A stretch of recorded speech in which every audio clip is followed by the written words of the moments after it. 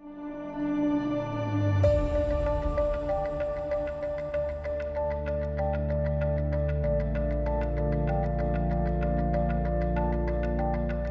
afternoon, my name is Ellen Whippy-Knight and I have the great pleasure of interviewing Adam Courtenay, who is a business writer and journalist living here in Australia and who has just written two great books. Number one was The Ship That Never Was, and the second one, which has just come out, is The Ghost and the Bounty Hunter. Now, Adam used to write for the Age, Sydney Morning Herald and the Australian Financial Review in Australia, and he's also worked in the UK, where he worked for the Sunday Times and the Financial Times. At 45 years old, Adam decided he was going to try and do some non-fiction writing, and he was very successful at that. But he came with a handicap, pretty much like most good writers do, and that was that he is the son of Bryce Courtenay, Australia's most famous, in fact the late Bryce Courtenay, famous author, who wrote April Fool's Day and The Power of One. So Adam, how are you this afternoon? I'm very well, thanks, Ellen. It's great to be here. That's great.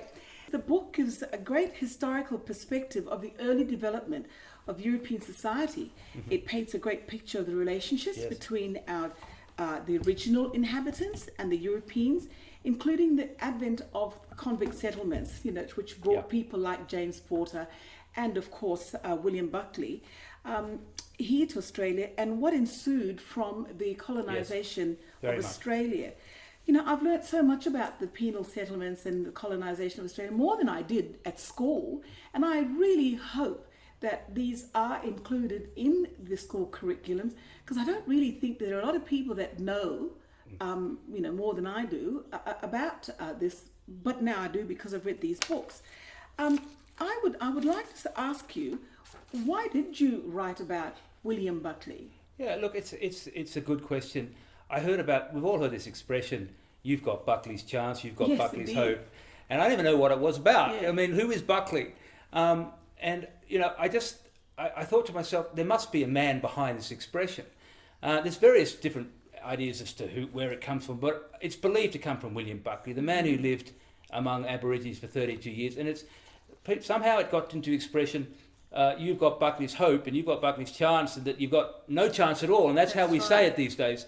But I think it's sort of ironic or a bit wrong, because Buckley's chance actually says to me, Buckley had a pretty good chance, because this is the Aborigines basically gave him, the Aboriginal people of Geelong, who he lived with, actually gave him a chance. And so Buckley's chance is actually I think it should mean you've got plenty of chance. Yes, actually. I think it's meant to be positive, but we do actually use it in a negative with a negative connotation, don't we? Exactly. When some people say you've got Buckley's, that means I don't think you've got a chance in hell or whatever. Exactly right. So how did you go about doing the research? Because I do know, and I have heard you say that you only take pen to paper after about 5 to 6 months of researching. Yeah. Oh, basically, I mean, the first 4 to 5 months, it's fair to say, I just read everything I can, and then I just go to the experts. And I went to find out about Buckley's relationship, for instance, with the very early settlers. I had to go to the State Library of Victoria, I should say. And I went to some various Aboriginal experts. I went to Federation University in Ballarat, and that's around the Wadawurrung area where he lived. Mm-hmm. I talked to all these people, and they just kept on giving me little gems and things that I didn't know. And I was very lucky. I met a guy called Fred Carr, who was expert on Buckley, and he basically he taught me the whole thing. I mean, if I hadn't had him, I don't know what would have happened. But so there were not other a lot of information recorded. No, there about was a few time. people who had written. There'd been one book written which was a fiction.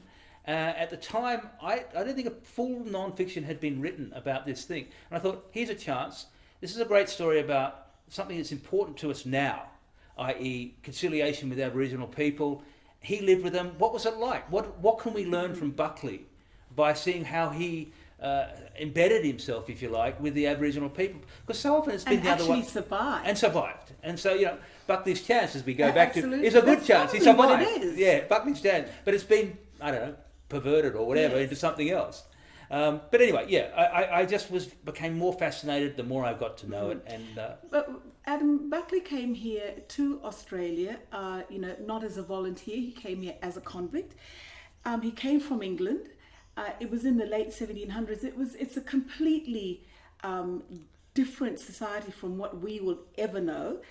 Tell me, England was at war with Napoleon, with the French. That's right. The government was actually concentrating on winning that war, and all of their resources and their money and their time and their people went towards defending the UK against him.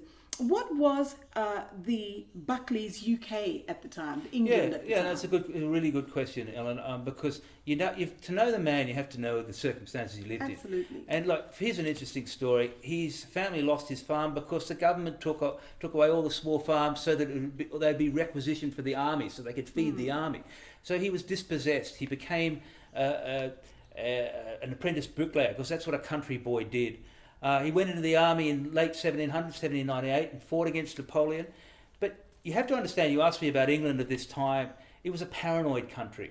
And they'd given away the very important legal principle of habeas corpus, which is mean you have to actually have some sort of evidence that the person has committed a crime. But now you didn't. If you looked askance, you looked the wrong way, or they didn't like the look of you, we'll just put you in jail because we don't think you're the right type.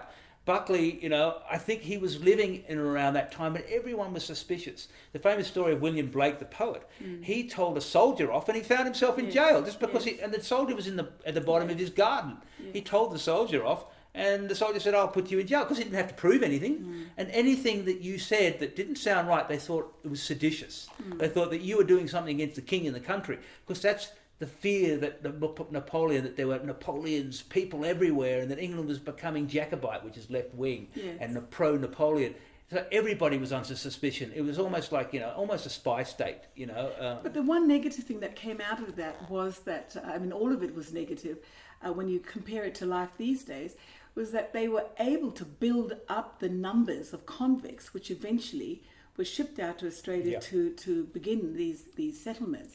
And so, what age was William at this stage? He was sent down for supposedly stealing some Irish cloth. He said he didn't, but they all said they didn't. Right. But you never know exactly whether he was guilty or not. I probably was. He's probably fencing it. But anyway, he was a bit of a young man. He was 21 or 22 when he got sent down.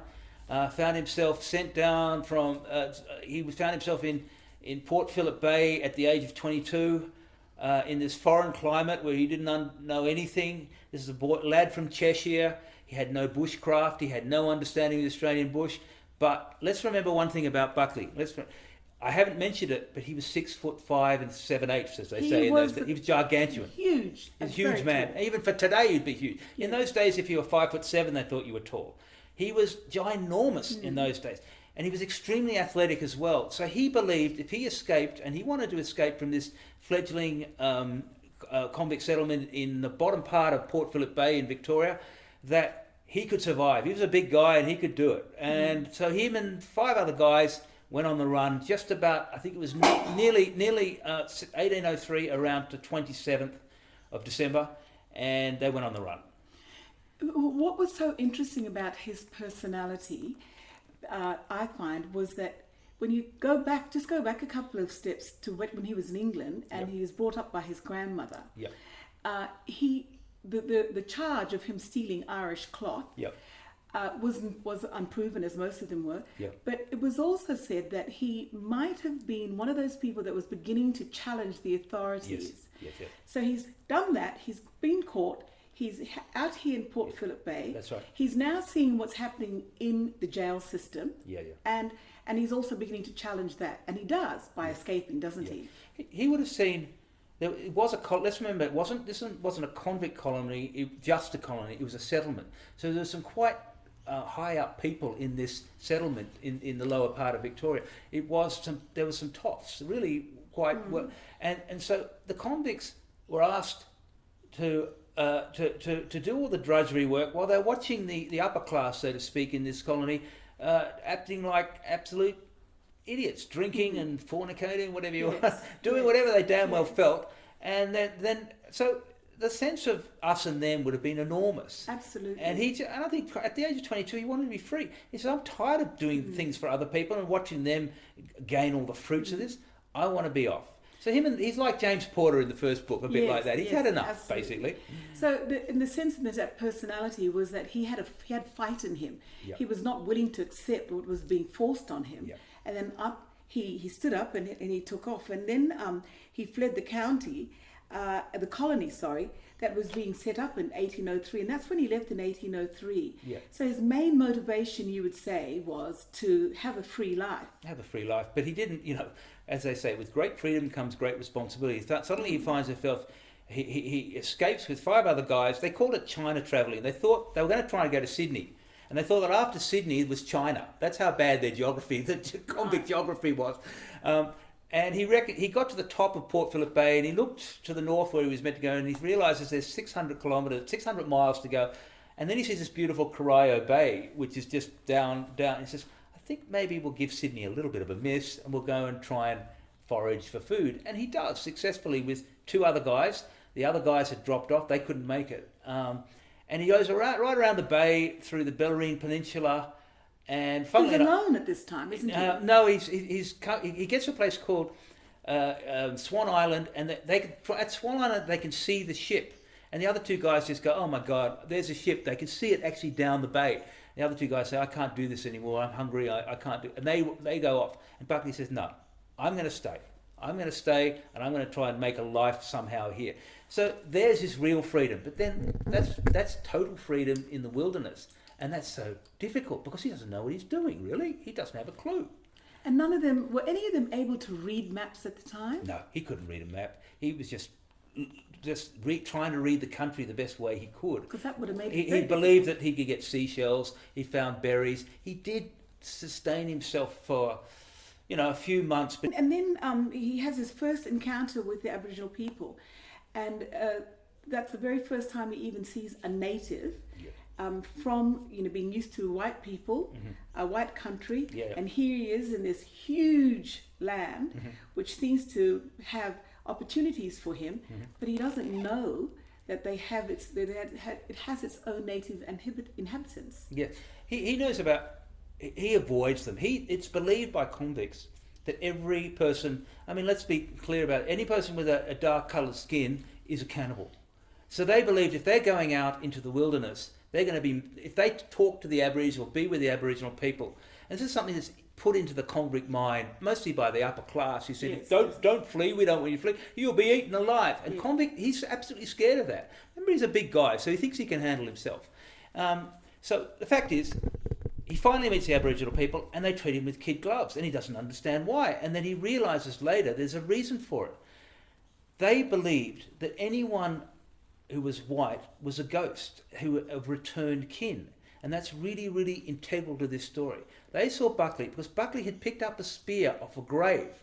And they believed that when they saw Buckley coming through, he was half dead at this time, that this was a ghost of the man of that grave come back. Because the Aboriginal people in the Geelong area, called the Wadawurrung, they all believed that when you died, you went over the sea to Tasmania and you came back white.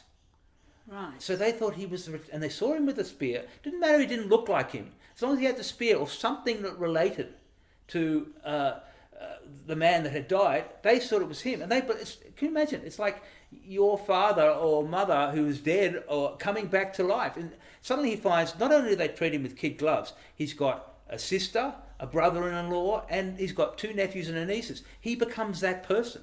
And they believe that he's that person. So he is now taken in and he's got already ready-made family there. So it's a very strange thing. And at the same time, he doesn't know anything that's going on. He says, why are they treating me so well? I don't understand it. And he's saying, and he didn't realise that they were taking him in as family. He thought every time they lit a fire, he was going to go on the fire and get eaten. Yes, that's how silly it was at the beginning. He's had his own Buckley's chance again there. Yeah, huge because chance. With a lot of luck, That's the chance, accidentally found that spear. It was in a It was just grave. pure luck. If he hadn't taken that spear, they might have seen him as a spirit, as a ghost, but an unfriendly one. But because he had something that the kin understood, the spear, they took him in as family. There was no halfway house. He was family, and that was it.